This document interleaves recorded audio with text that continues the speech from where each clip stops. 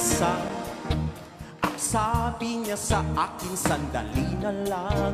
Akala ko naman ay sigurado na ako handa kong tanggapin ang kanyang oo.